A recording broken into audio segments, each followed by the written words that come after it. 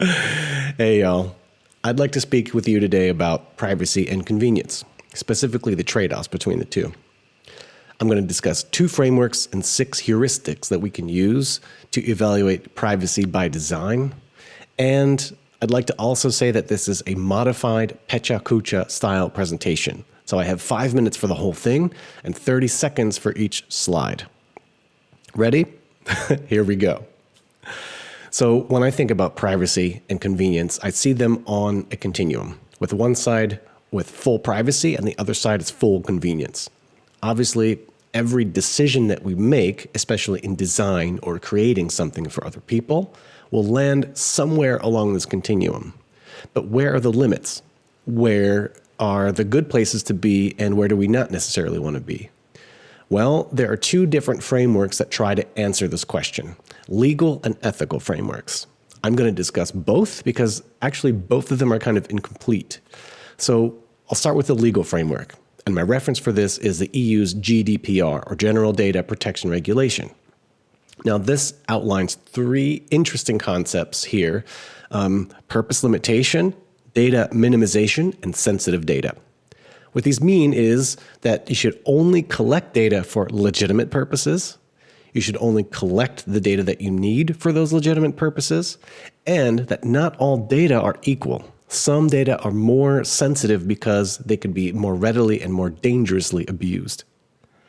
Now, this is incomplete in the sense that legitimate purposes and necessary data collection aren't strictly defined in the legal framework. So that's why I like to turn to a more ethical framework. And when I talk about this, I'm talking about the overarching objective for all of us whenever we create something or trying to sell a product or service to other people.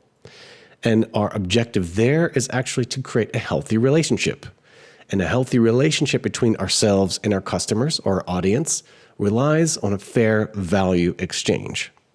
Now, what I mean by this is basically that we create something for someone else who improves their life in a meaningful way, and they give us something back, something that helps us to continue creating that value over time. Usually this is money, but it could be anything else that we need to keep moving. Now, what makes a value exchange fair as opposed to one that's not fair? For me, there are 3 different things or characteristics that make value exchanges fair. A fair value exchange is balanced, consensual, and informed. It's balanced in the sense that the costs or risks do not outweigh the benefits for anyone involved in this value exchange. It's consensual in that there's no pressure or coercion to participate. And it's informed in that everyone involved understands the risks, the costs, and the benefits involved in the value exchange itself. So that's quite theoretical, but let's take it to a practical example. Everyone's familiar with e-commerce websites where you order a package and they deliver that package or product to your home. So it makes sense that they ask for my address because they need to deliver the package somewhere. But a lot of these services also ask for a date of birth. Now, they want this to send emails on our birthday, kind of spammy marketing stuff, but the risk there is actually data fraud and identity theft.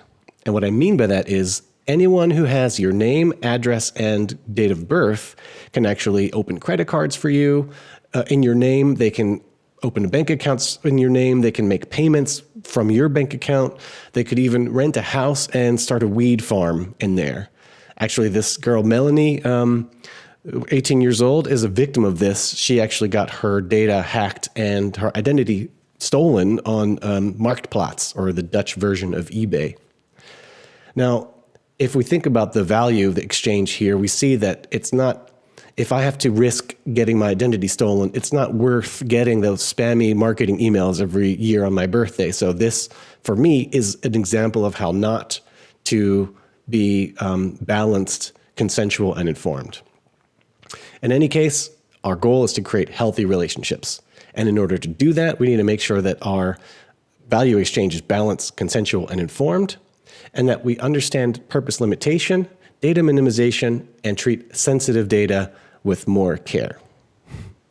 So my name is Brian Pagan, and I believe that we creators, designers, engineers are the ones who are building the world around us.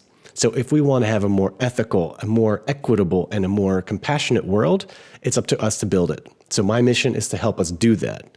One tool I created is called the Ethical Design Checklist, and you can download it with the QR code on your screen or at d3e.co/ethical checklist. It's available for free, so feel free to check it out. Thanks very much.